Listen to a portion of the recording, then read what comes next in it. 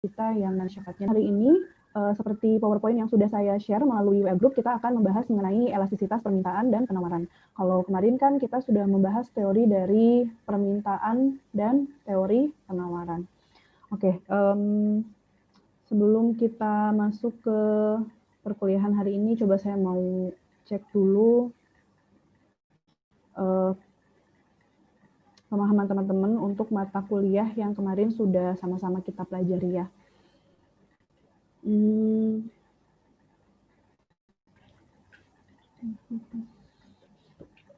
Restu Hidayat masuk ya? Masuk, Bu. Ya. Mas Restu bisa disampaikan ulang nggak teori permintaan bunyinya apa? Bunyinya, Bu, seperti ini, Bu. Ketika harga naik, jadi kuantitasnya turun, Bu. Kemudian ketika harga turun, kuantitasnya naik, Bu. Oke. Seperti itu, Bu. Ya, bagus. Selanjutnya, Natasha hadir? Hadir, Bu. Ya, Mbak Natasha, ceteris paribus artinya apa, Mbak? Faktor-faktor lain yang dianggap tetap. Ya, faktor-faktor lain dianggap tetap ya. Selanjutnya, Astrid Atika. Ya, Astrid, Bu. ya. Mbak Astrid, kalau Ya, bedanya kurva bergeser dan bergerak itu gimana, Mbak?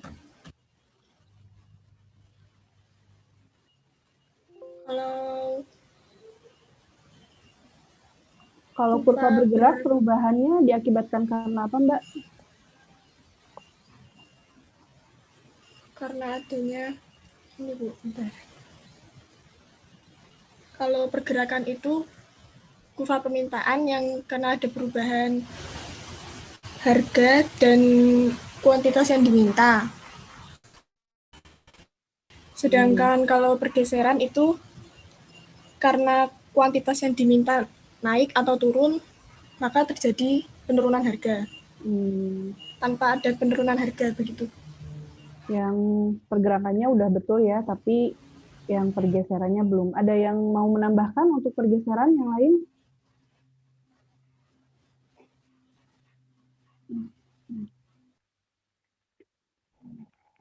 Saya, Bu. Siapa namanya? Maman Fauzi. Iya, Maman Fauzi. Pergeseran karena apa, Maman?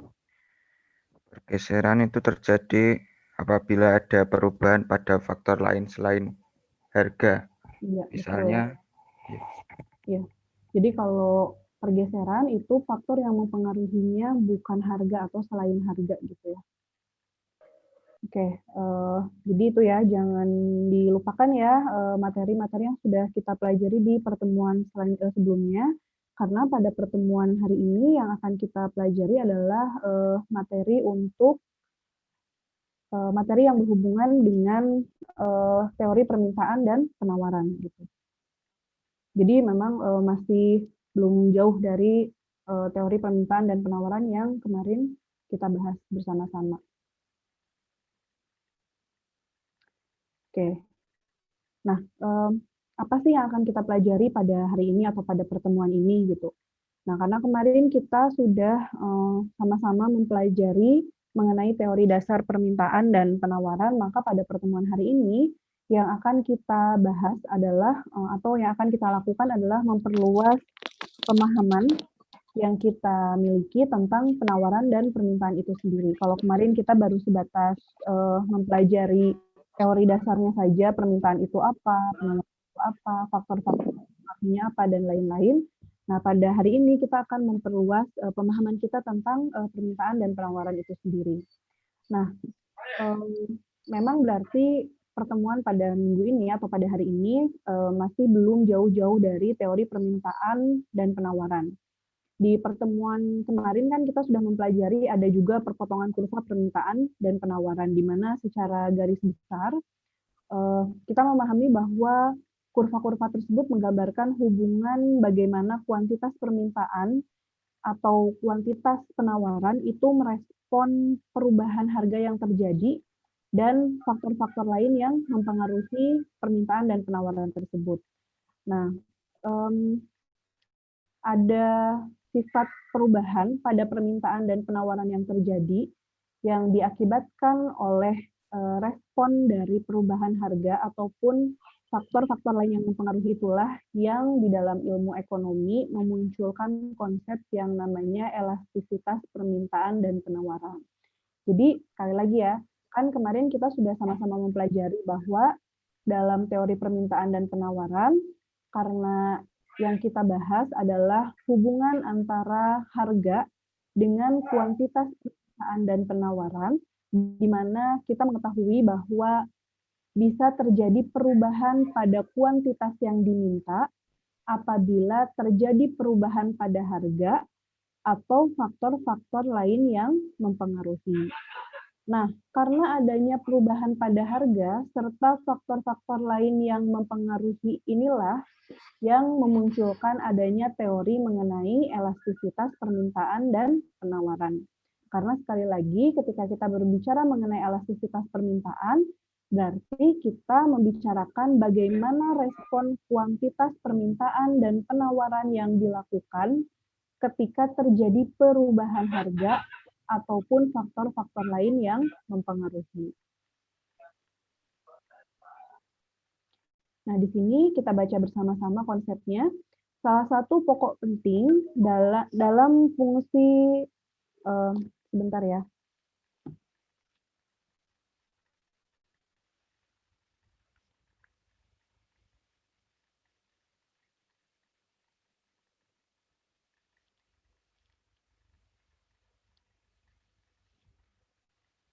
Salah satu pokok penting dalam fungsi permintaan dan penawaran adalah derajat kepekaan atau elastisitas jumlah barang yang diminta atau yang ditawarkan karena terjadinya perubahan pada salah satu faktor yang mempengaruhinya.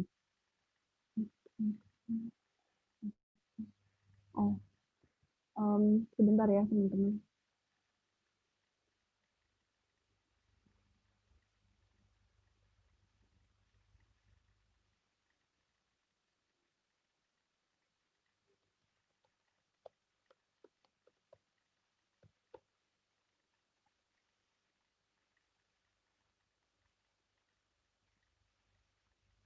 Oke, lanjut ya.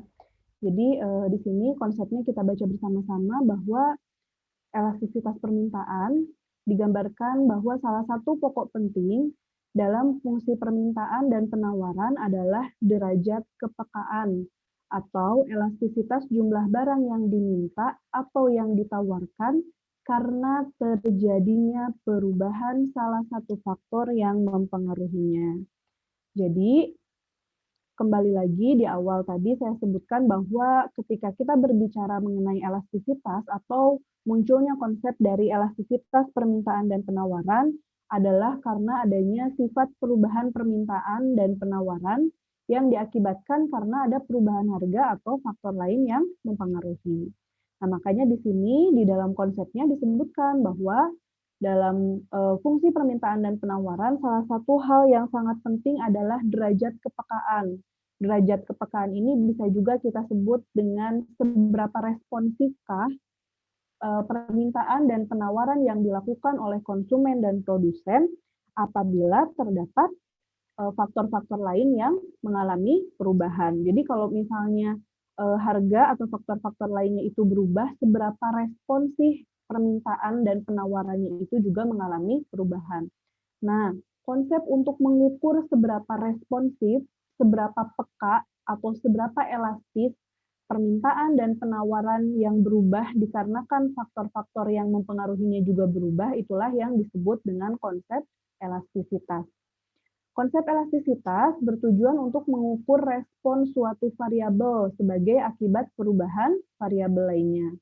Nah, jadi memang dalam ilmu ekonomi, elastisitas atau konsep dari elastisitas ini tidak hanya digunakan dalam teori permintaan dan penawaran saja. Tapi elastisitas ini memang suatu konsep yang ada dalam ilmu ekonomi secara umum, di mana elastisitas ini didefinisikan sebagai suatu formula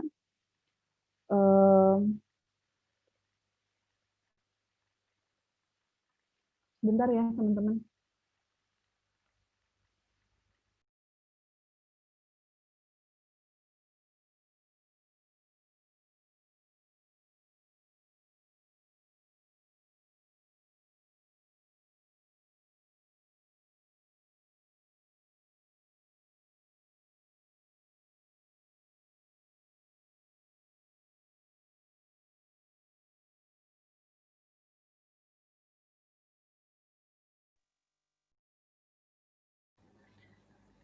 Tadi sampai mana ya? Oh ya. Jadi ini ya, bahwa di sini disebutkan bahwa konsep elastisitas bertujuan untuk mengukur respon suatu variabel sebagai akibat perubahan variabel lainnya. Nah, karena si konsep elastisitas ini sebetulnya kan bukan hanya digunakan dalam teori permintaan dan penawaran saja, tapi dalam teori-teori lain nanti teman-teman juga akan menemukan bagaimana konsep elastisitas ini menggambarkan perubahan suatu variabel akibat adanya perubahan pada variabel yang lain. Nah, elastisitas ini sendiri didefinisikan sebagai suatu perhitungan atau analisis atau kita bisa sebut juga kayak formula yang nantinya itu akan menunjukkan persentase perubahan suatu variabel ketika variabel lain yang terkait mengalami perubahan. Contohnya apa kalau dalam permintaan dan penawaran? Nah, misalnya kan kalau dalam permintaan dan penawaran, karena yang kita bahas adalah mengenai kuantitas dan harga, maka misalnya kalau misal harganya mengalami perubahan, permintaan atau penawarannya akan seperti apa gitu, mengalami perubahannya gitu. Nah, respon itulah yang nanti akan kita hitung dalam teori elastisitas permintaan dan penawaran. Nah, dalam teori umum sendiri, elastisitas ini kan tadi disebutkan sebagai suatu formula atau perhitungan yang menunjukkan persentase perubahan suatu variabel ketika variabel lain yang terkait itu mengalami perubahan. Nah, apa yang berubah misalnya? Secara umum perubahan itu bisa terjadi pada apa saja, teman-teman, sesuai dengan konteks dari variabel atau objek yang kita analisis atau kita amati. Jadi, ketika kita mempelajari mengenai teori elastisitas, jika kita mempelajari adalah pengaruhnya. Tapi kalau misalnya elastisitasnya yang lain, misalnya dalam mata kuliah yang lain, maka yang berubah adalah bisa apa saja sesuai dengan konteks atau variabel atau objek yang kita analisis atau kita amati. Nah, sekali lagi karena dalam mata kuliah ini objek yang kita amati adalah kuantitas permintaan dan penawaran, maka artinya yang akan kita pahami adalah bagaimana kuantitas tersebut merespon perubahan yang terjadi pada harga gitu.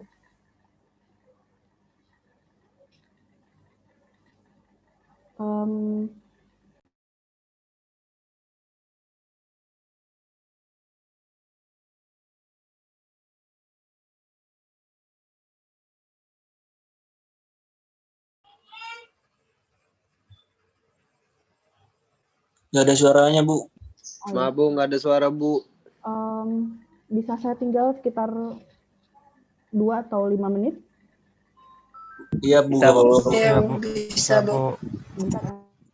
Iya, Bu. Bu, kalau bisa pakai headset, Bu, nggak dengar.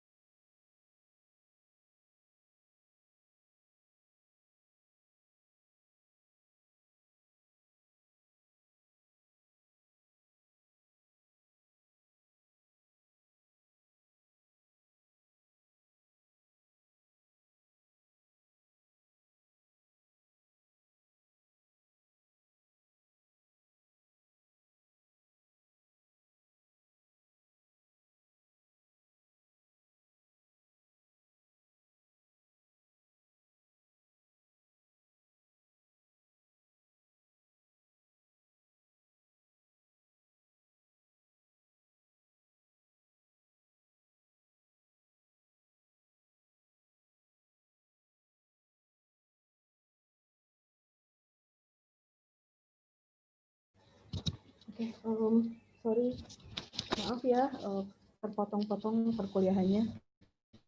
Suara saya sudah cukup keras terdengar, teman-teman? Terdengar, Bu. Terdengar, Bu. Dengar, Bu.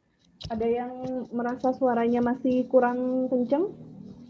Iya, Bu, masih kecil suaranya. Kadang macet-macet, Bu. Kendala sinyal, Bu. Tes agak lebih besar suaranya?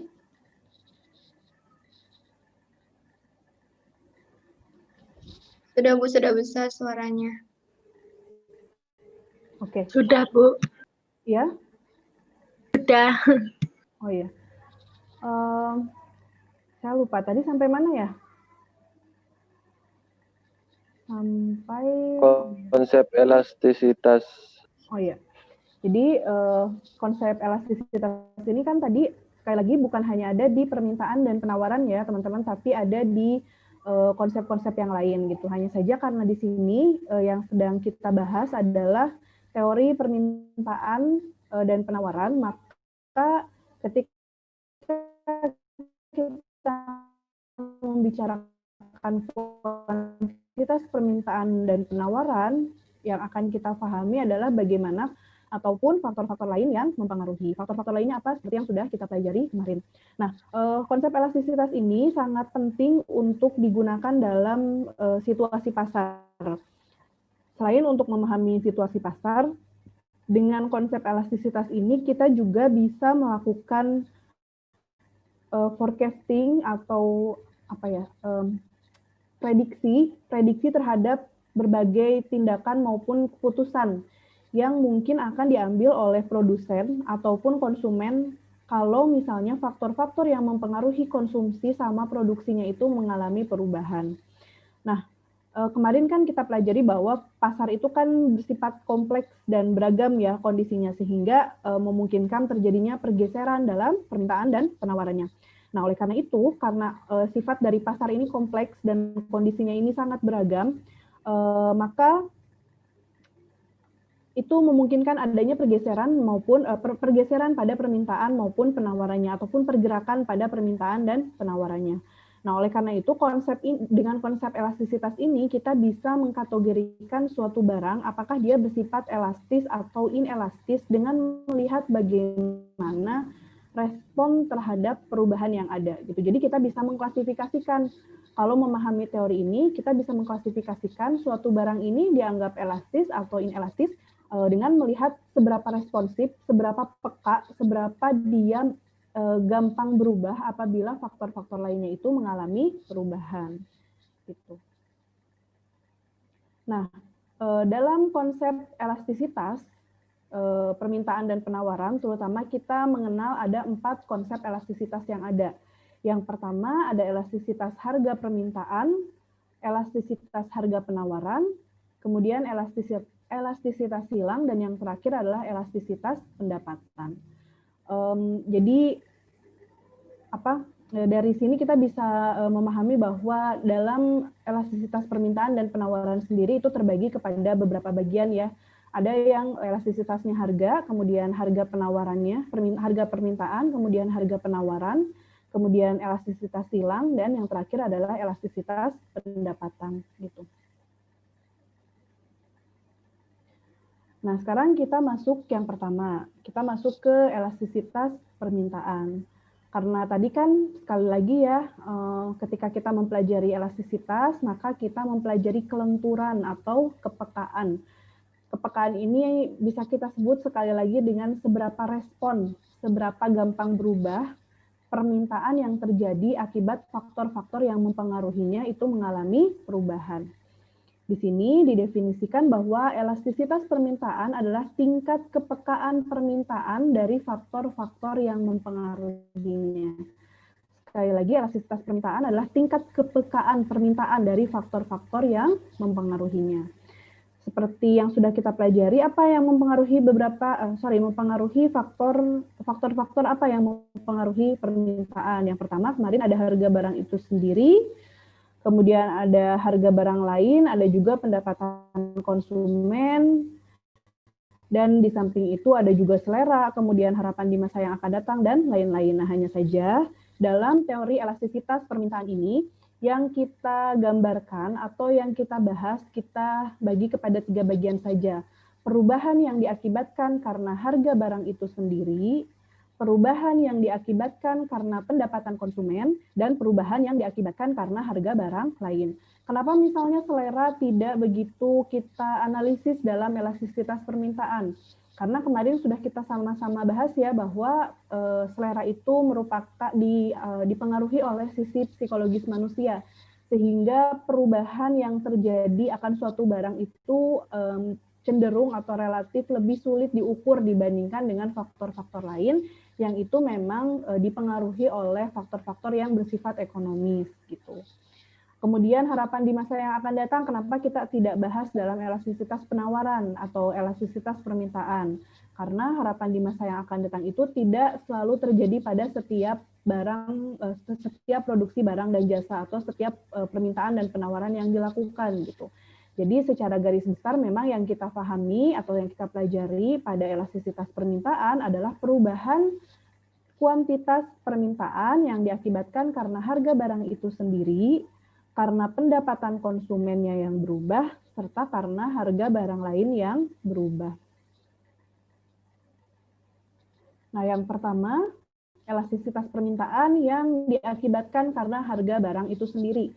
Kan karena, sekali lagi ya, saya recall ulang gitu, bahwa ketika kita berbicara elastisitas, kita membahas, mengukur, menghitung seberapa responsif tingkat permintaan ini akan berubah kalau faktor yang mempengaruhinya juga berubah.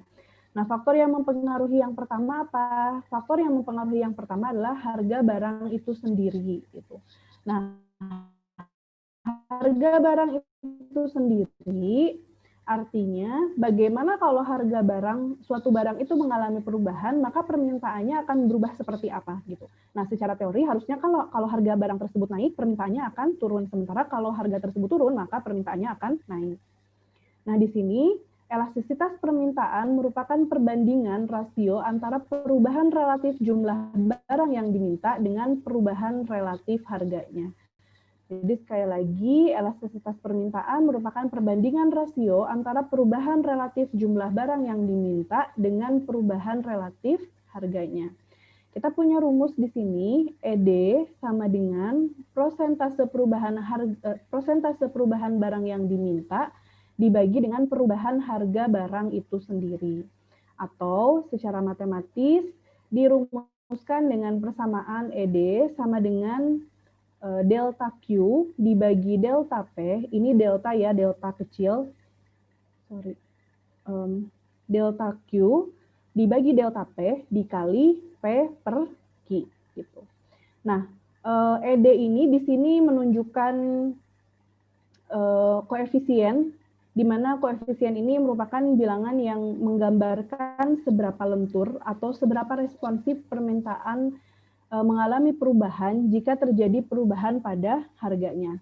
Kenapa kita berbicara perubahan pada harganya? Ya karena yang kita bahas di sini adalah elastisitas yang diakibatkan karena harga barang itu sendiri. Maka ED di sini pada rumus ini menggambarkan koefisien yang berupa bilangan yang menggambarkan seberapa lentur atau seberapa responsif permintaan mengalami perubahan akibat terjadi perubahan pada harganya.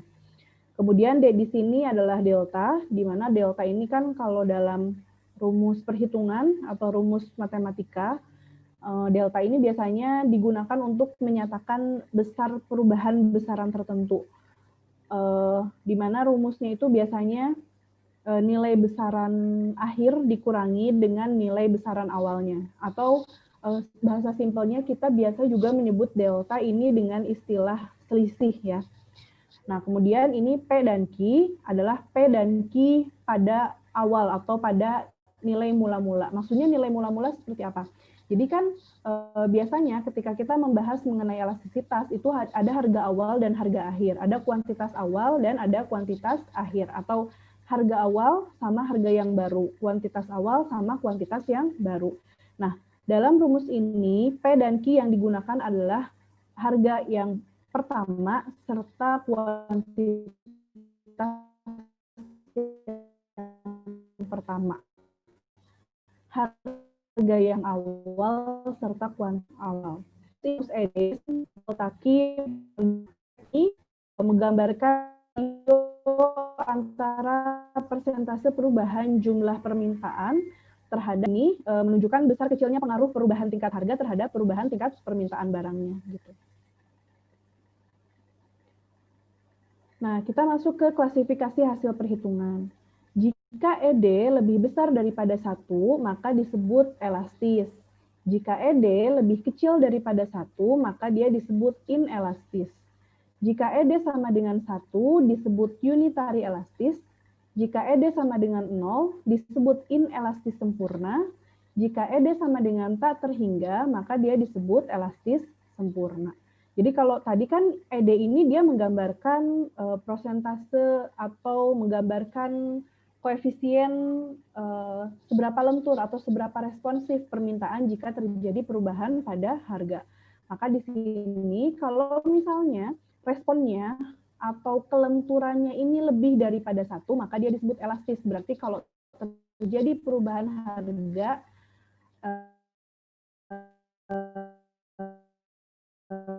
maka yang cukup besar gitu, maka dia disebut elastis. Jika misalnya responnya terhadap perubahan harga ini kurang daripada 1, maka dia disebut inelastis. Kalau elastis ini berarti dia responsif sekali atau bisa cepat begini, berarti dia tidak begitu responsif. Artinya apa? Berarti kalau terjadi perubahan harga, maka perubahan permintaannya itu tidak terlalu terlihat atau tidak terlalu mengalami perubahan yang berarti gitu. Maka itu disebut dengan inelastis kalau nilai ED-nya lebih kecil daripada 1. Kalau misalnya nilai ED-nya sama dengan 1, maka dia disebut unitary elastis. Unitary elastis ini apabila apabila harganya itu mengalami kenaikan, maka perubahan yang terjadi ini sama persis dengan kenaikan harga yang terjadi gitu. Jadi kalau ini kan kalau yang ED lebih besar daripada 1, dia disebut elastis. Kalau misalnya harganya naik, maka dia respon sekali gitu ya, atau lentur sekali terhadap perubahan harga tersebut. Kalau kurang dari 1 berarti dia ya perubahannya hanya sedikit saja gitu. Kalau misalnya dia sama dengan 1, artinya harganya naik 20% misalnya, maka permintaannya juga akan turun 20%. Atau apabila harganya turun 10%, maka permintaannya akan naik 10%.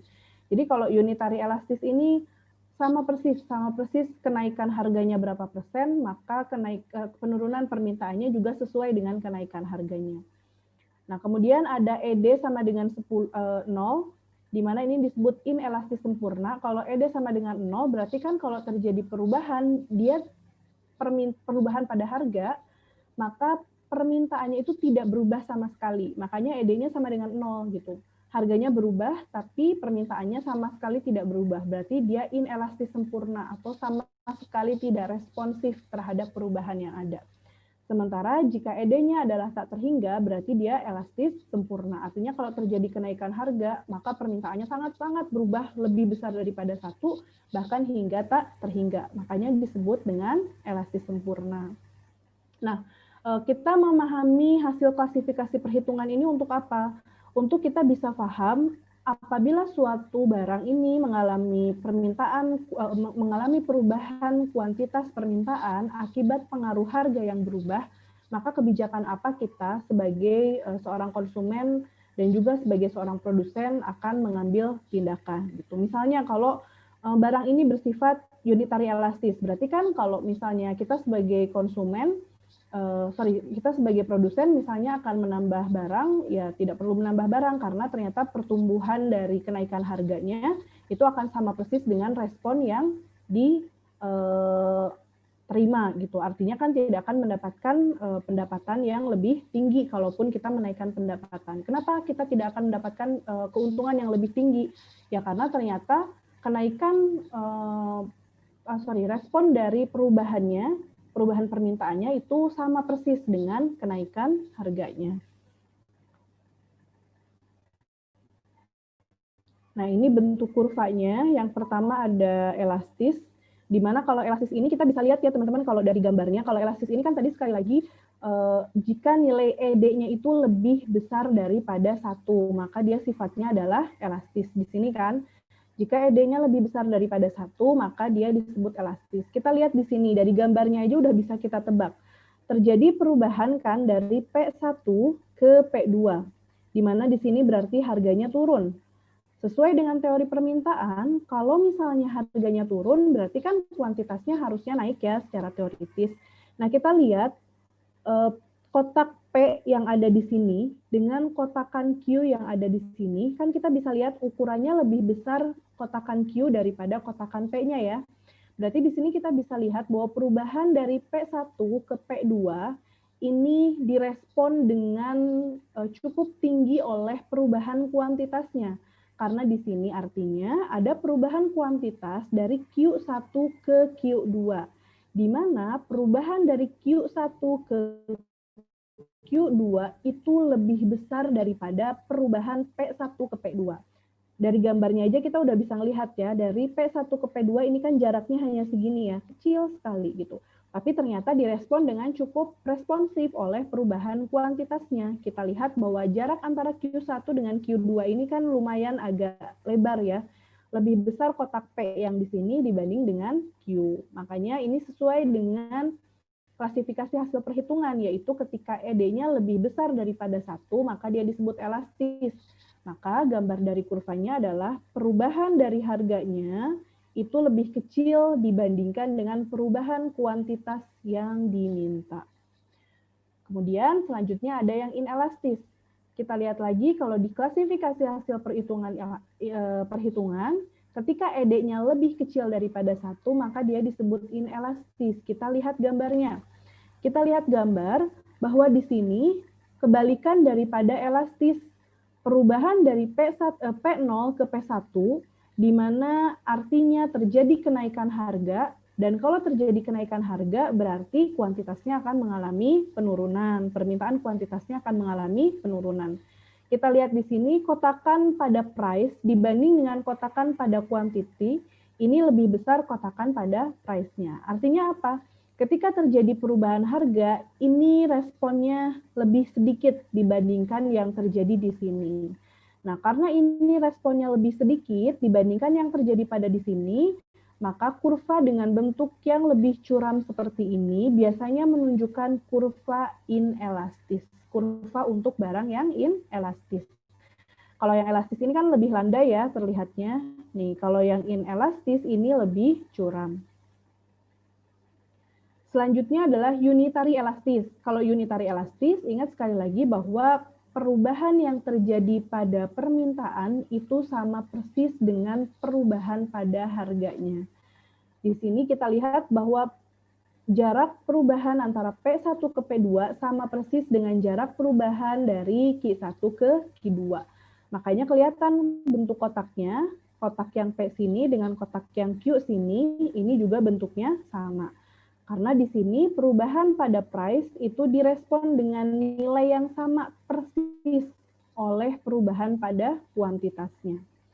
Kemudian ini ada inelastis sempurna, di mana kalau inelastis sempurna berarti pada harga berapapun permintaannya akan tetap. Jadi mau harganya naik, mau harganya turun, itu permintaannya akan tetap. Makanya di sini bentuk kurva dari demand-nya atau kurva permintaannya berbentuk tegak lurus. Kenapa Bu dia berbentuk tegak lurus? Ya karena mau pada P1, P2, P3, P4, P5, P6 sampai P berapapun ini permintaannya tidak akan berubah gitu. Jadi mau harganya berubah pun permintaannya nggak akan berubah. Karena permintaannya tidak akan berubah, maka dia disebut inelastis sempurna. Berarti sangat tidak responsif. Mau harganya naik, mau harganya turun, tidak ada pengaruhnya terhadap perubahan permintaannya. Nah, sampai sini ada yang mau ditanyakan terlebih dahulu? Saya, Bu. Ya, silahkan. Maaf Bu, izin bertanya. Boleh dijelasin lagi nggak Bu, yang ini Bu, yang unitary elastis Bu, masih kurang paham. Terima kasih. Salsabila ya. Oke, yang unitary elastis ya.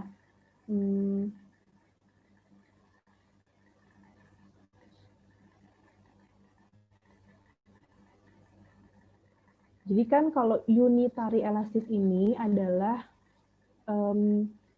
kalau harganya mengalami perubahan, maka respon perubahan permintaannya akan sama persis dengan perubahan harganya.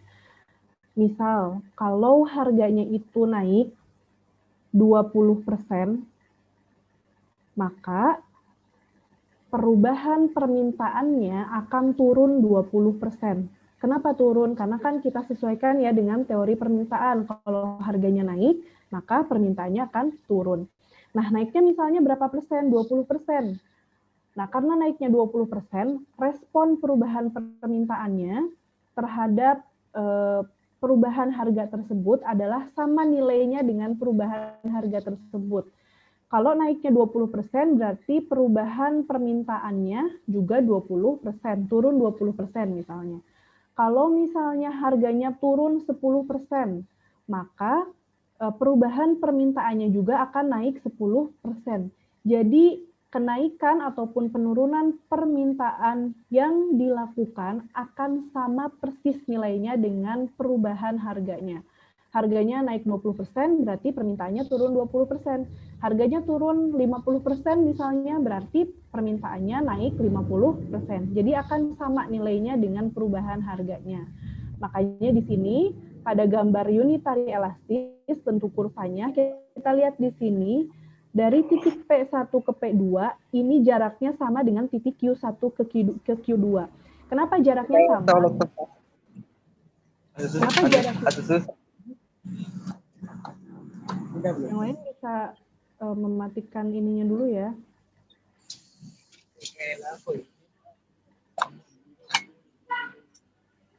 Mana?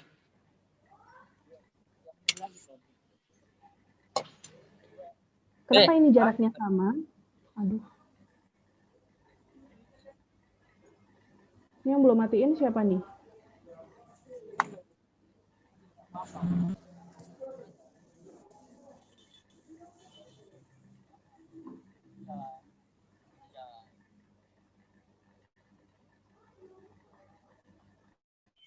Lanjut, Bu, lanjut.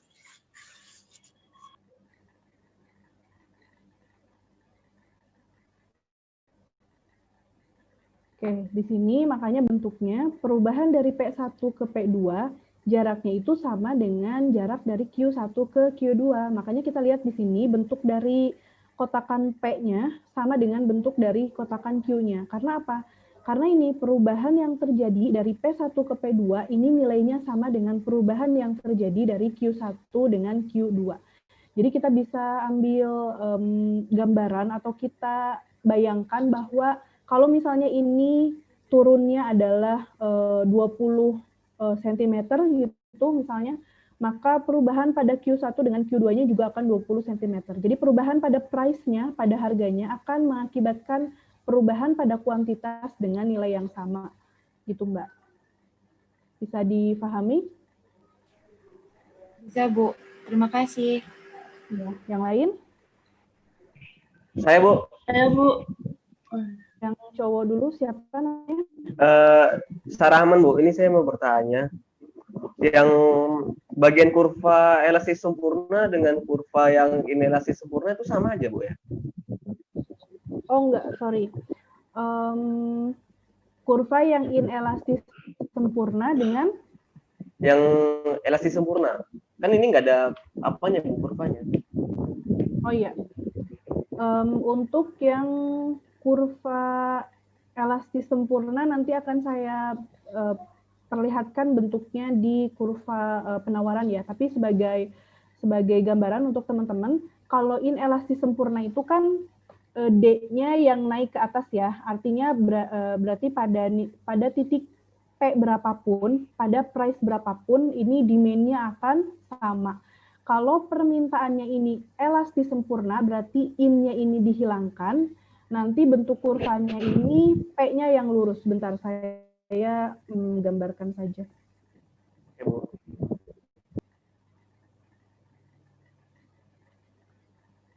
Oke, jadi kan kalau misalnya inelastis sempurna, tadi ini adalah P, ini adalah Q, karena pada titik P berapapun, pada harga berapapun, kuantitasnya tidak akan berubah, maka bentuk kurvanya adalah tegak lurus. Ini demand-nya. Artinya di sini mau P1, mau P2, mau P3, mau P4, dan seterusnya, ini tidak akan berubah. Demand-nya tidak akan berubah. Ini kalau inelastis.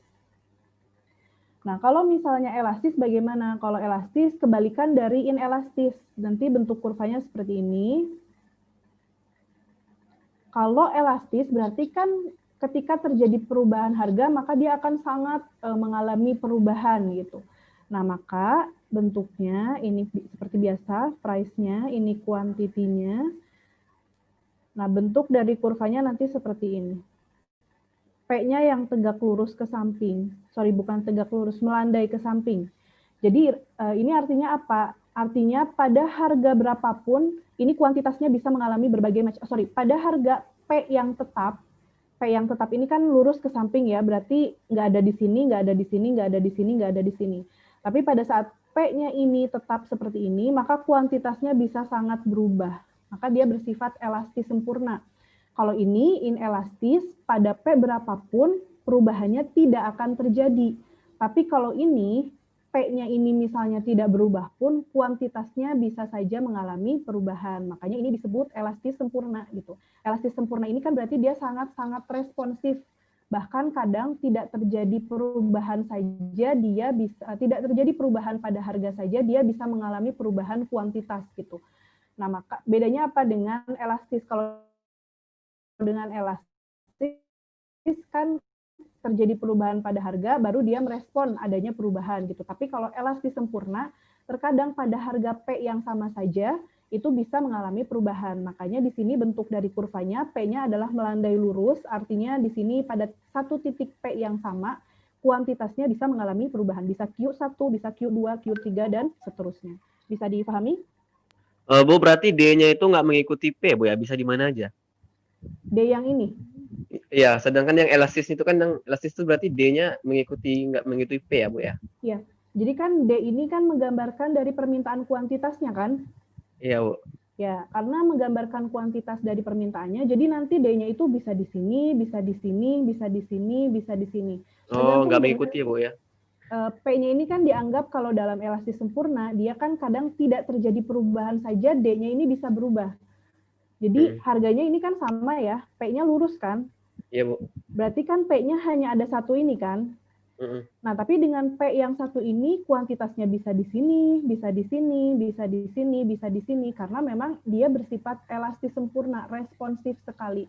Bahkan nggak ada terjadi perubahan harga aja, D-nya bisa berubah-ubah. Kan bedanya kalau dengan ini kan, D-nya hanya di sini kan? Iya, Bu. Di titik ini. Tapi kalau ini D-nya bisa di sini, bisa di sini, bisa di sini, bisa di sini. Gitu. Pada satu tingkat harga yang sama. Yang sebenarnya bahkan dia tidak berubah pun, D-nya ini bisa mengalami perubahan. Gitu. Oke, Bu ya. Siap, paham, Bu. Ya. Yang lain?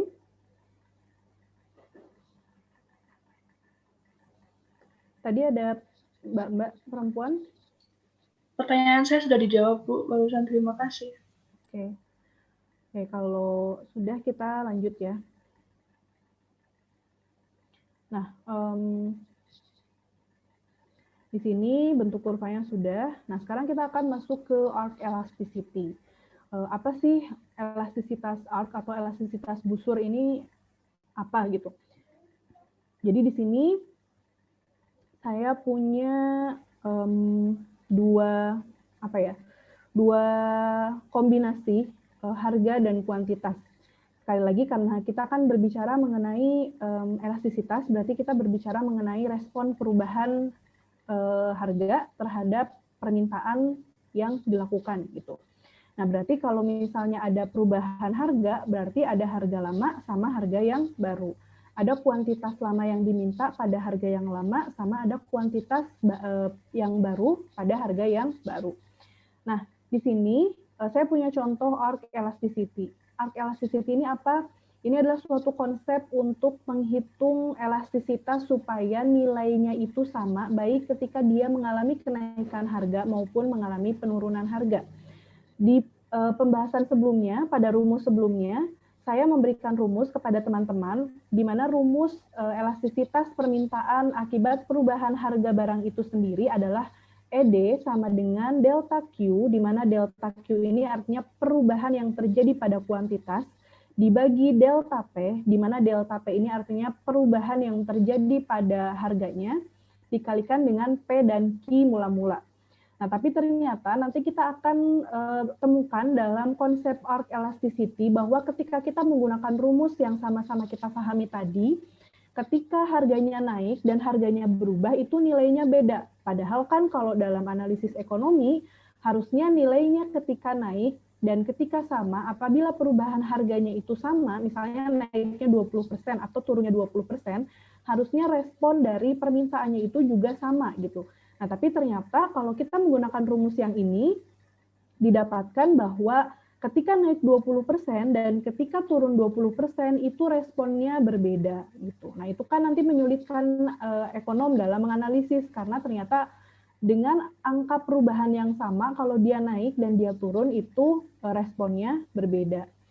Nah, misalnya di sini kita punya soal di mana ada kombinasi A dan B.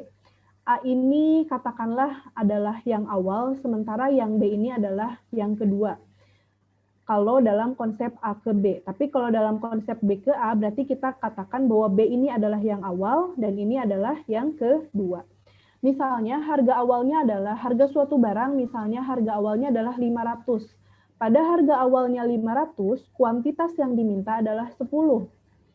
Kemudian harganya turun dari 500 menjadi 450. Sesuai dengan teori permintaan, kalau harganya turun pasti kuantitasnya akan naik. Makanya di sini ketika harganya turun dari 500 ke 450, kuantitas yang diminta ini mengalami kenaikan dari 10 ke 12.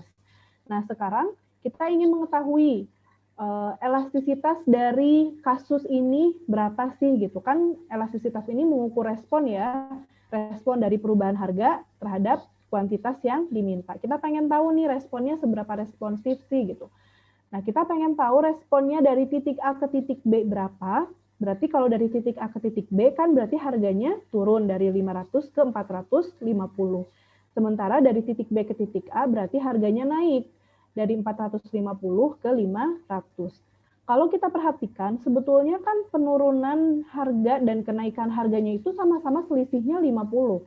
Kalau misalnya harga selisihnya itu adalah 50, harusnya kan respon yang terjadi juga sama gitu ya. Tapi ternyata nanti kita akan pahami bahwa naik dan turun dengan angka yang sama, harga perubahan yang sama itu mengalami perbedaan. Nah, kita lihat dari A ke B. P1-nya 500, P2-nya 450, Q-nya adalah 10, dan P-nya adalah 12. Ini Q 10, P12 dari mana? Ya dari sini, dari nilai ininya. Nah, di sini kita masukkan ke dalam rumus DQ per DP dikali P per Q sama dengan 2/50 dikali 500 per 10. 0,04 dikali 50. Ini dari A ke B, ternyata elastisitasnya adalah sebanyak 2. Sementara dari B ke A, kita menghitung dengan rumus yang sama, elastisitasnya adalah 1,5. Ternyata kita memahami bahwa dengan rumus yang sama, dengan respon perbedaan kuantitas yang sama-sama 50, ini kan naik 50, sementara ini turun 50, dari A ke B ini turun 50, sementara dari B ke A ini naik 50, deltanya sama-sama 50, tapi kok responnya berbeda gitu. Responnya yang ini kalau harganya turun, elastisitasnya adalah 2, kalau harganya naik, elastisitasnya adalah 1,5. Nah, makanya karena ada terjadi perbedaan perhitungan ketika harganya naik dan harganya turun, maka para ekonom memunculkan teori atau rumus yang namanya arc elasticity atau elastisitas busur. Elastisitas busur ini tujuannya adalah untuk menghindari hasil yang berbeda yang ketika kita menggunakan rumus elastisitas yang tadi di awal kita pelajari. Maka untuk menghindari hasil yang berbeda ini dapat digunakan rumus elastisitas titik tengah antara titik A dan B dengan menggunakan rata-rata atau average atau biasa disebut rumus elastisitas busur atau Orff elasticity. Jadi kalau di ekonom luar mungkin teman-teman atau di buku-buku ekonomi luar teman-teman akan membaca elasticity midpoint atau titik tengah gitu ya. Tapi selain elasticity midpoint, rumus ini juga biasa disebut dengan Orff elasticity atau elastisitas busur. Nah, elastisitas busur ini dirumuskan dengan Q1 dikurangi Q0. Q0 ini berarti Q mula-mula, Q1 ini adalah Q setelah terjadi perubahan, dibagi dengan Q1 ditambah Q0, dibagi 2, per P1 min P0 dibagi P1 ditambah P0 per 2. Berarti kita mendapatkan titik tengah dari price maupun kuantitas yang ada dalam studi kasus kita. Nah, dengan menggunakan rumus Orff elasticity atau elastisitas busur, kita hitung studi kasus yang tadi kita sama-sama pelajari. Bahwa kalau misalnya kasus ini kita hitung dengan menggunakan persamaan elastisitas yang awal, maka terjadi perbedaan ya ketika harganya naik dan ketika harganya turun. Sementara kalau ketika kita menggunakan rumus Orff elasticity atau elastisitas busur, di sini kita lihat bahwa ketika harganya turun dan ketika harganya mengalami kenaikan, elastisitas yang terjadi sama-sama 1,72. Nah, di sini di dalam nilai dari elastisitas permintaan yang diakibatkan karena perubahan pada harga barang itu sendiri, yang harus teman-teman jadikan catatan adalah nilai negatif ini tidak dihitung ya atau tidak dibaca. Jadi persentase perubahan pada barang itu kan memang selalu berkorelasi negatif dengan persentase perubahan harga sesuai dengan hukum permintaan. Nah, maka dalam hitungan elastisitas harga permintaan, ingat ya, khusus di perhitungan elastisitas harga karena perubahan harga barang itu sendiri. Karena nanti di materi-materi selanjutnya akan ada lagi yang nilainya negatif dan itu negatifnya dibaca bahkan dijadikan acuan untuk menginterpretasikan hasil perhitungan. Tapi khusus kalau perubahan permintaannya diakibatkan karena perubahan harga barang itu sendiri, sekali lagi ya, kalau perubahan permintaannya diakibatkan karena perubahan harga barang itu sendiri, maka di sini nilai negatif tidak dihitung atau tidak dibaca. Angka yang dihasilkan ini dianggap nilai absolut.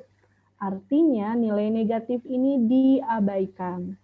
Kalau nilai negatif ini diabaikan, berarti interpretasinya apa, Bu? Berarti interpretasinya atau cara membaca hasilnya, hasil perhitungannya, kita kembalikan pada teori umum permintaan. Contohnya bagaimana? Contohnya gini.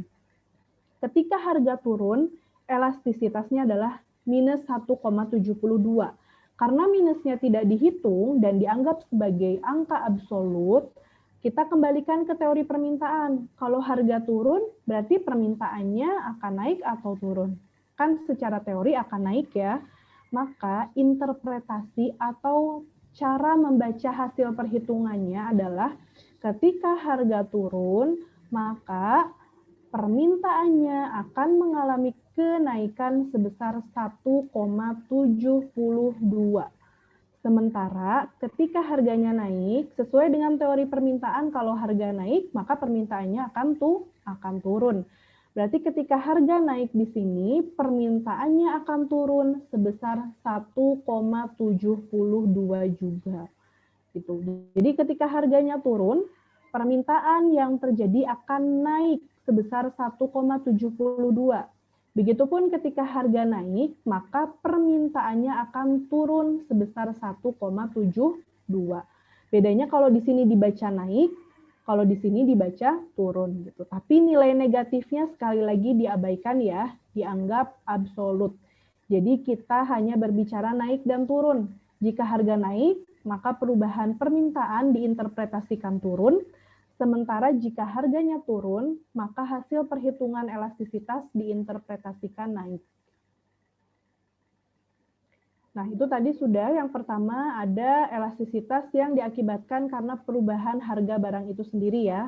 Jadi kalau misalnya ada perubahan pada harga barang itu sendiri, sebetulnya rumus awalnya adalah DQ per DP dikali P per Q.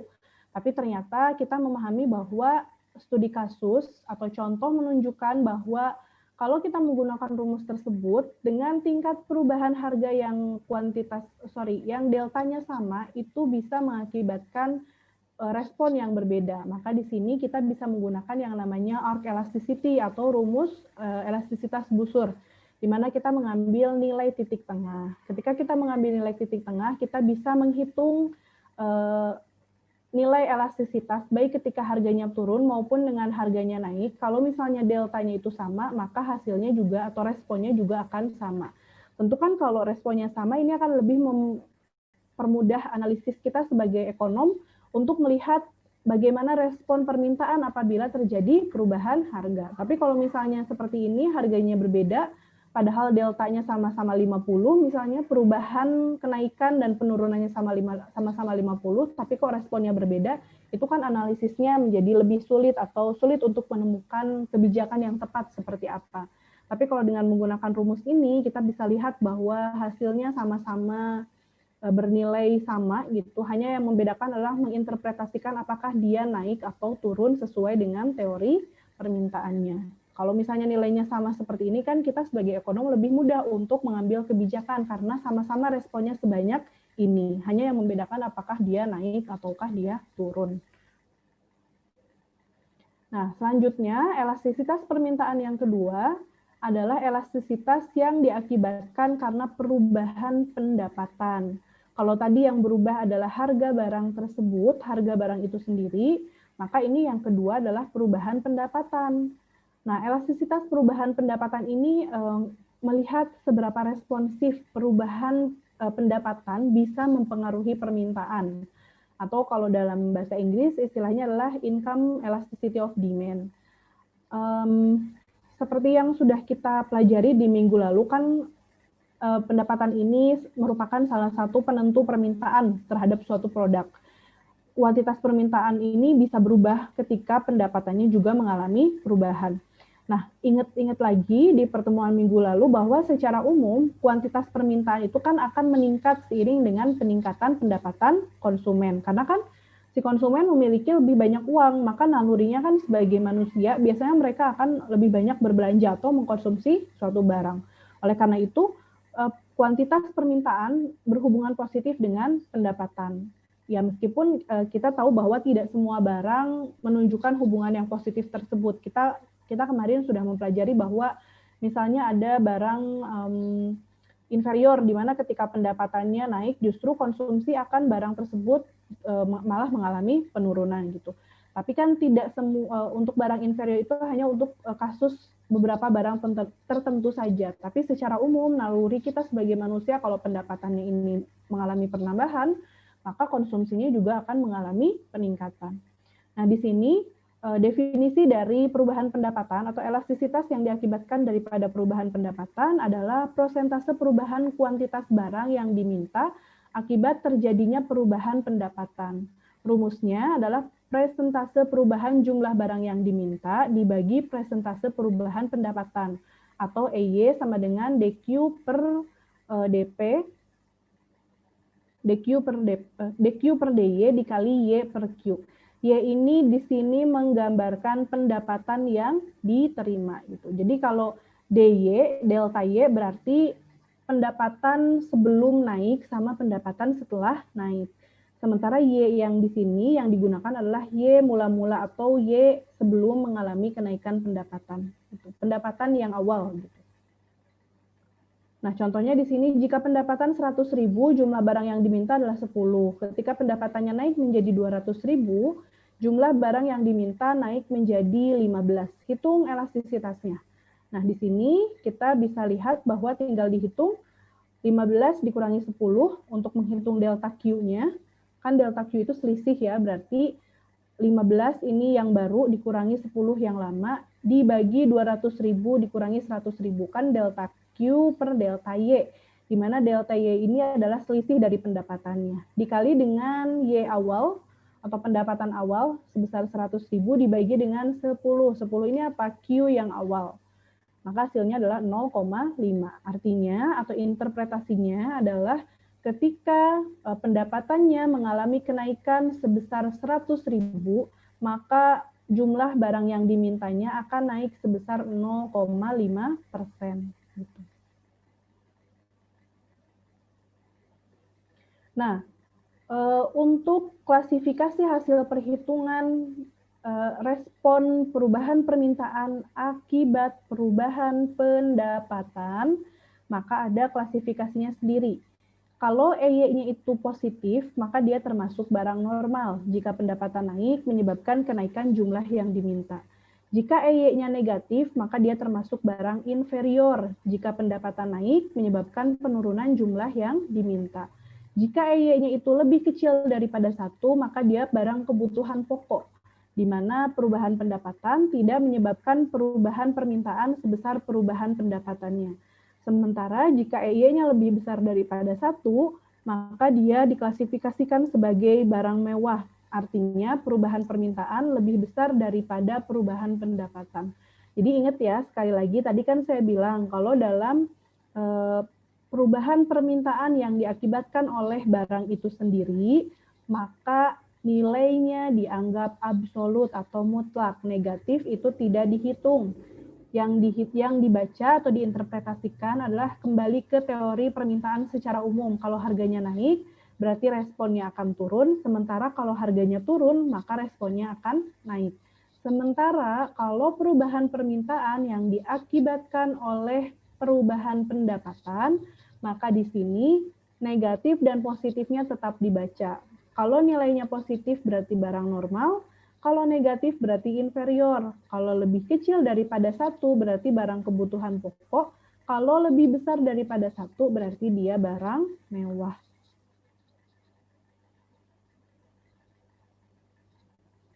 Nah, selanjutnya tadi kan perubahan permintaan akibat harga barang itu sendiri, kemudian perubahan permintaan akibat perubahan pendapatan, dan yang ketiga adalah perubahan harga barang lain. Atau bagaimana permintaan ini akan merespon apabila harga barang lainnya ini mengalami perubahan harga. Nah, perubahan yang diakibatkan karena berubahnya harga barang lain dalam istilah elastisitas disebut dengan elastisitas silang. Cross elasticity of demand atau elastisitas silang menjelaskan perubahan jumlah suatu barang yang diminta sebagai akibat dari perubahan harga barang lain. Rumusnya di sini, EC sama dengan presentase perubahan jumlah barang yang diminta barang X dan dibagi dengan presentase perubahan harga barang Y. Atau rumusnya adalah EC DQX per DPY dikali PY dibagi QY. Untuk lebih mempermudah teman-teman, maka di sini saya kasih contoh, tapi sebelum kita masuk ke contoh, maka klasifikasinya nilai elastisitas silang di sini dapat digunakan untuk mengetahui hubungan antara suatu barang dengan barang lain. Hubungan apa? Hubungannya kan kalau suatu barang dengan barang lain paling cuma dua, apakah dia komplementer ataupun substitusi. Kalau misalnya dia barang komplementer, itu terjadi ketika nilai EC-nya lebih kecil daripada 0 atau negatif. Artinya kenaikan harga barang Y akan menyebabkan penurunan kuantitas barang X yang diminta. Kan misalnya kalau harga Y-nya ini naik, berarti kan permintaan untuk barang Y-nya juga akan turun. Kalau permintaan untuk barang Y-nya turun karena dia sifatnya misalnya komplementer, saling melengkapi, maka permintaan untuk barang X juga akan turun. Tapi kalau misalnya dia barang substitusi, jika EC sama dengan 0 atau positif, maka kenaikan harga barang Y akan menyebabkan kenaikan kuantitas barang X yang diminta. Contoh misalnya kalau suatu barang itu naik dan dia barangnya substitusi gitu ya, maka ketika harga naik, permintaan barang yang lainnya juga akan mengalami kenaikan. Nah, untuk lebih mempermudah pemahaman teman-teman, misalnya saya kasih contoh di sini. Dua contoh di sini. di mana ada yang pertama harga beras, sementara kuantitas yang diminta adalah ada beras dan jagung. Harga beras mula-mulanya misalnya 2.000, kuantitas beras yang diminta adalah 60, sementara kuantitas jagung yang diminta adalah 70. Sementara ketika harga berasnya naik, misalnya dari 2.000 ke 2.200, kuantitas beras yang diminta turun dari 60 ke 50, sementara kuantitas jagung yang diminta itu malah mengalami kenaikan dari 70 ke 80. Maka di sini kalau kita punya studi kasus atau contoh soal seperti ini, kita mari hitung elastisitas silangnya. Elastisitas silangnya menggunakan rumus yang mana, Bu? Menggunakan rumus yang ini. EC sama dengan DQX per DPY dikali PY per QY. Maka di sini sudah saya bantu teman-teman, misalnya ada PY-nya, ada QY, dan ada QX. Maka di sini DQX per DPY dikali PY per QX. Oh, beda ya jawabannya. Oh ya, typo ya, ini harusnya QY ya. Sama dengan 10 per 200 dikali 2000 per 70, sama dengan 1,42. Kalau 1,42, berarti kita lihat pada interpretasi. Nilainya adalah positif. Kalau misalnya nilainya adalah positif, maka barang tersebut adalah barang substitusi. Kita lihat ya, kalau beras sama jagung tentu dia barang substitusi. Kalau misalnya harga beras mahal sekali, maka mungkin sebagian orang akan beralih untuk mengkonsumsi jagung atau mensubstitusi konsumsi beras tersebut dengan konsumsi jagung. Sementara kita lihat misalnya kalau contohnya yang kedua, saat harga minyak tanah 2.500 per liter, permintaan terhadap kompor minyak tanah adalah 200. Lihat ya, harga minyak tanah sama kompor minyak tanah. Jadi ketika harga minyak tanah 2.500, permintaan terhadap kompor minyak tanah adalah 200 unit per bulan. Setelah harga minyak tanah naik menjadi 5.000, permintaan terhadap kompor minyak tanah adalah 150 unit per bulan atau mengalami penurunan. Nah, hitung koefisien elastisitas silang minyak tanah ke kompor. Maka di sini kita dapatkan DQX per DPY dikali PY per QY sama dengan min 50 per 2.500 dikali 2.500 per 200. Hasilnya adalah min 0,25. Kalau misalnya nilainya negatif, kita kembali lagi ke interpretasi. Maka itu menunjukkan barangnya adalah barang komplementer atau barang yang sifatnya dia saling melengkapi. Tentu kita tahu ya bahwa kalau misalnya kompor minyak tanah dinyalakannya tentu dengan menggunakan minyak tanah. Maka ketika harga minyak tanahnya ini mengalami kenaikan, berarti kan konsumsi minyak tanahnya ini akan turun ya, sesuai dengan teori permintaan. Kalau konsumsi minyak tanahnya turun, ya tentu konsumsi dari kompor minyak tanahnya juga akan turun. Makanya inilah yang menyebabkan kalau misalnya barangnya ini komplementer, kenaikan harga pada suatu barang ini bisa mengakibatkan penurunan konsumsi pada barang yang lain.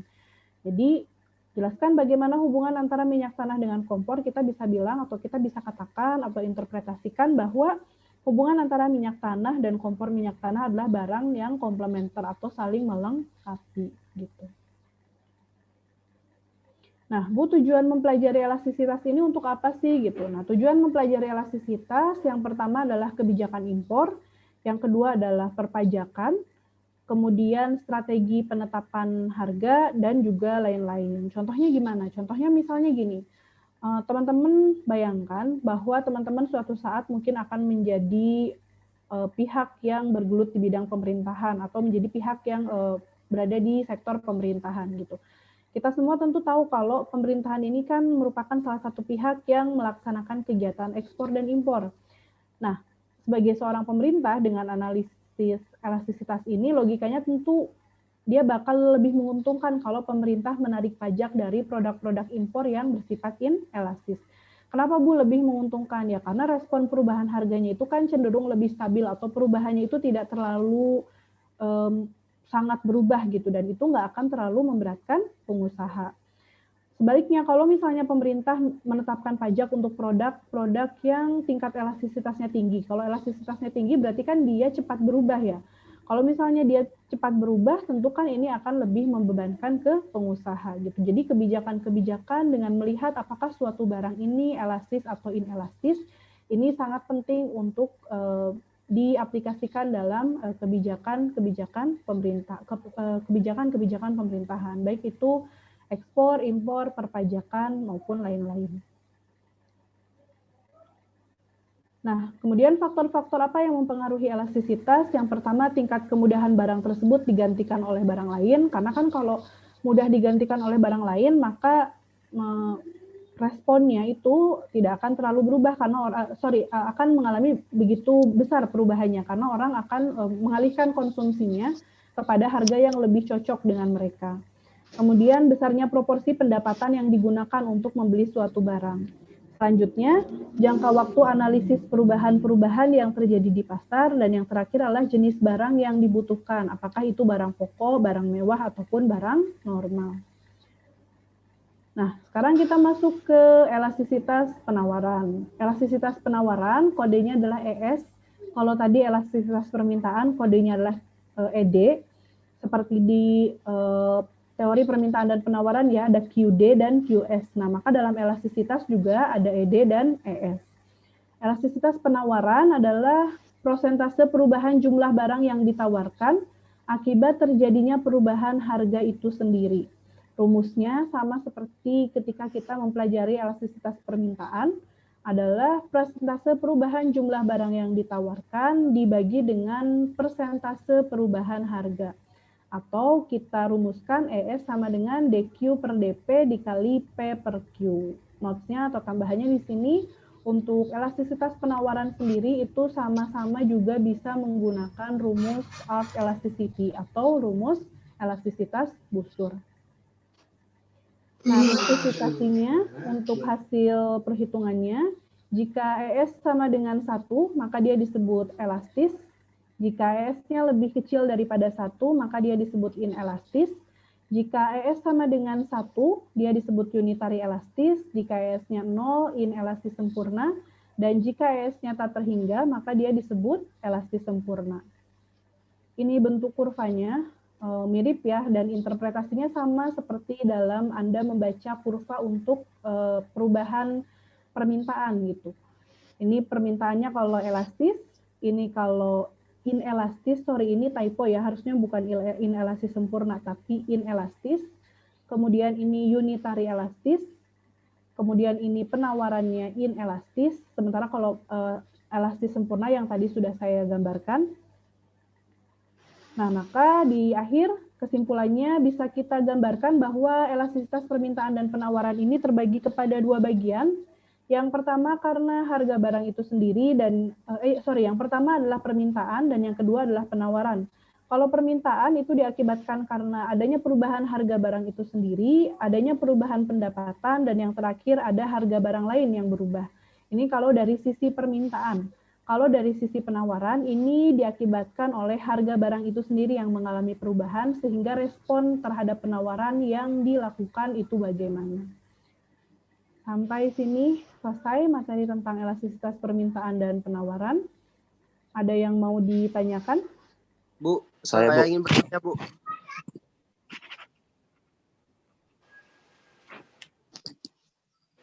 Silahkan.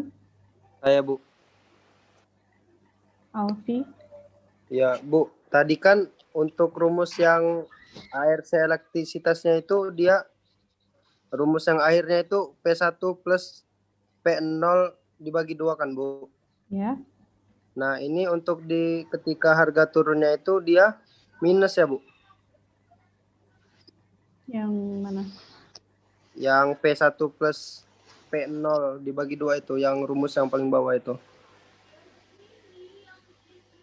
Ini?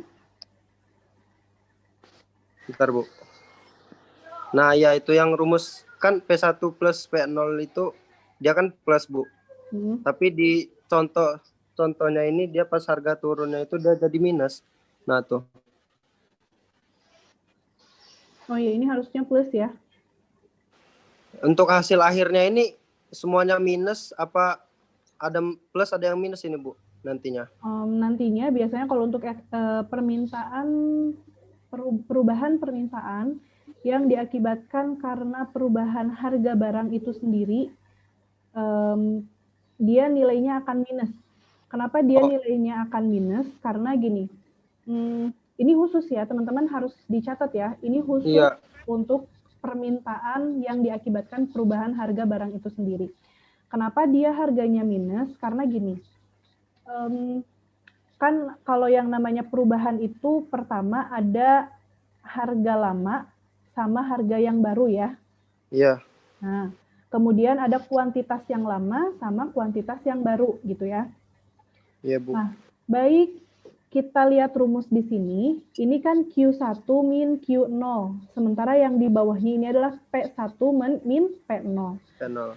Q1 dengan Q0, kalau misalnya terjadi kenaikan ataupun kalau misalnya terjadi kenaikan harga, berarti Q1 sama Q0 lebih banyak Q1 atau Q0 biasanya?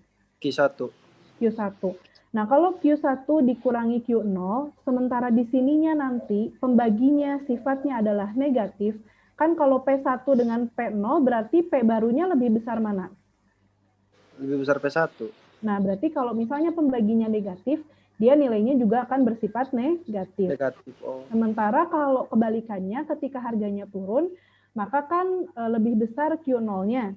Maka ketika Q0-nya lebih besar, nilainya juga akan bersifat negatif karena penyebutnya juga bernilai negatif. Jadi memang hasilnya untuk khusus perubahan permintaan yang diakibatkan karena perubahan harga barang itu sendiri, nilainya akan selalu negatif. Teorinya seperti itu. Makanya di sini dalam arc elasticity disebutkan bahwa nilai negatif ini dimutlakan atau dinilai dengan nilai angka yang mutlak atau tidak dibaca nilai negatifnya.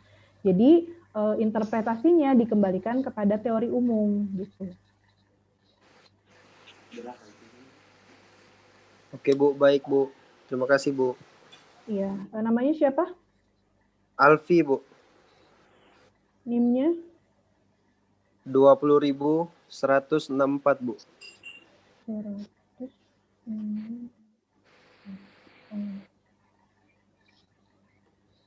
Yang lain? Saya, Bu. Ya.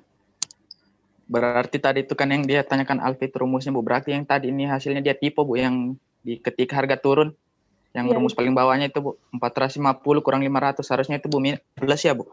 Iya. Nanti kalau nggak saya perbaiki, saya share lagi ulang di grup WA ya, di WA grup ya. Kan saya bingung dari mana dapat 475 dan sementara hasilnya 450 kurang 500 bagi 2. Iya. Oh iya, Bu, makasih, Bu. Ini siapa ini yang ngomong nih? Saya, Bu, Muhammad Irgi. Paling bawah ya? Iya, Bu. Oke, yang lain? Saya, Bu. Ya, Mbak. Untuk yang elastis itu apakah variabelnya selalu 2 atau bisa lebih? Yang elastis. Yang art elastis, Bu. Oh, yang ini? Ya. Kalau variabelnya itu variabel ya, ini tuh variabelnya ya cuma satu, Mbak. Variabelnya di sini kan cuma hanya satu kuantitas ya. Iya, variabelnya bukan, kalau kita berbicara variabel ya, variabelnya bukan 2 ya. Ini tuh bukan, ada A dan B ini bukan variabel. A dan B ini adalah 2 kondisi. Ini kondisi yang pertama, ini kondisi yang kedua. Kalau kita membacanya dari A ke B. Sementara kalau kita membacanya dari B ke A, berarti ini kondisi yang pertama, ini adalah kondisi yang kedua. Kuantitasnya atau variabelnya ada berapa? Ada satu barang. Katakanlah misalnya ini konsumsi apa? Konsumsi roti. Ketika harga rotinya 500, maka konsumsinya 10. Ketika harga rotinya 450, konsumsi rotinya adalah 12. Jadi kalau variabelnya ini hanya satu, hanya A dan B ini bukan menggambarkan variabel, tapi menggambarkan kondisi pada saat harga awal sama harga baru. Apakah variabelnya hanya satu? Kalau kita menghitung elastisitas, iya. Yang kita hitung atau yang dihitung kalau dalam arc elasticity ini hanya satu variabel. Kenapa hanya satu variabel? Karena di sini yang kita lakukan adalah menghitung perubahan kuantitas suatu barang dikarenakan perubahan harga. Karena suatu barang tentu harus dihitung per barangnya. Karena kan respon suatu barang dengan barang lain tentu berbeda-beda. Nah, di sini variabel ketika kita menghitung arc elasticity adalah satu variabel bagaimana dia mengalami perubahan kalau harganya juga berubah. Tapi untuk A dan B ini bukan variabel ya, ini menggambarkan kondisi pada saat harga pertama sama kondisi pada saat harga kedua. Begitu Mbak. Oke, baik Bu. Terima kasih. Ini siapa ini? Siki Cahyani, NIM-nya 127. Coret dari 127. 127? Iya. Oh, iya. Ada lagi yang lain? Saya Bu. Damaya? Ya, masih berhubungan sama ini yang tadi jawabannya. Kan tadi hasilnya itu minus 1,72 ya. Nah, kan tadi katanya itu absolut kan, dalam penyebutannya itu tidak mesti disebutkan minusnya kan Bu. Nah, kemudian kalau misalkan dalam penulisan itu tetap ditulis ya Bu minusnya. Ya, nggak apa-apa, ditulis aja untuk memperlihatkan hasil dari perhitungannya. Yang tidak disebut itu dalam interpretasi. Interpretasi itu bagaimana membaca hasil perhitungan ya. Jadi kalau dalam ilmu ekonomi ada yang namanya interpretasi. Interpretasi itu bagaimana teman-teman membaca hasil perhitungan yang dilakukan. Hasil perhitungannya tetap ditulis, minus, namun ketika membacanya, si angka minus ini tidak lagi kita sebut sebagai minus, tapi kita sebut sebagai apakah dia naik atau dia turun. Tapi kalau dalam perhitungannya itu tetap ditulis hasil perhitungannya seperti apa. Hanya yang membedakan dalam interpretasinya saja, diabsolutkan nilainya. Gitu. Oh begitu, baik Bu, terima kasih. Ya. Yang lain?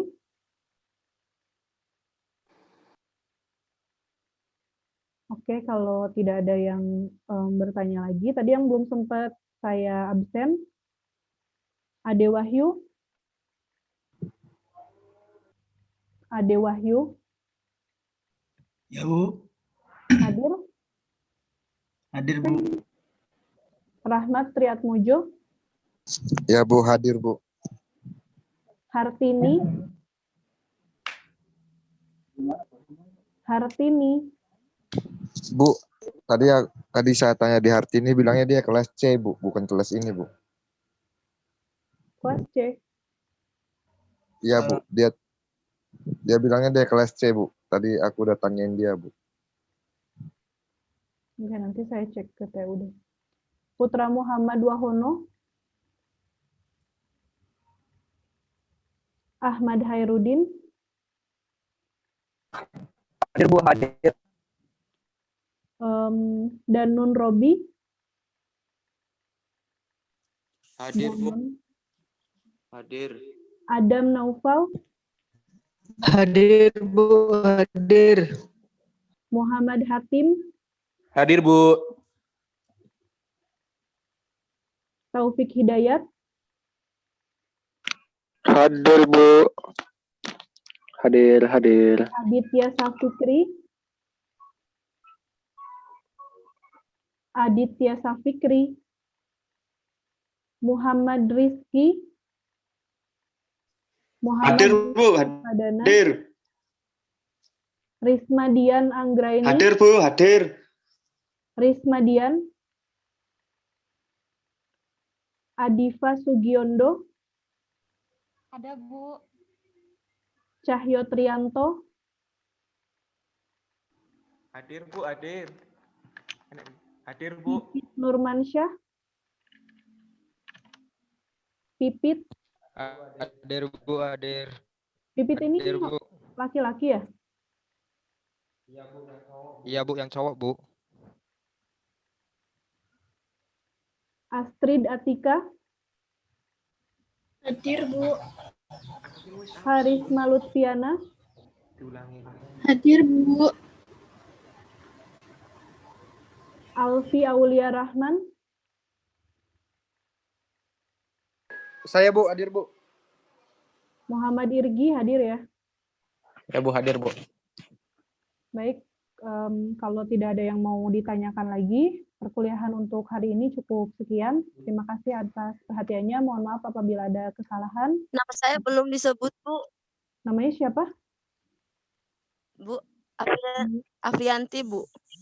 NIM-nya berapa? Oh, kan tadi udah disebut 18 di awal. 1010 129. Kan udah di absen di awal. Oh iya, Bu. Nggak apa-apa. Makasih, Bu. Ya. Oh iya, Bu. Mohon maaf apabila ada kesalahan ataupun etika yang tidak berkenan di hati teman-teman. Terima kasih atas perhatiannya. Assalamualaikum warahmatullahi wabarakatuh. Waalaikumsalam warahmatullahi wabarakatuh. Assalamualaikum warahmatullahi wabarakatuh.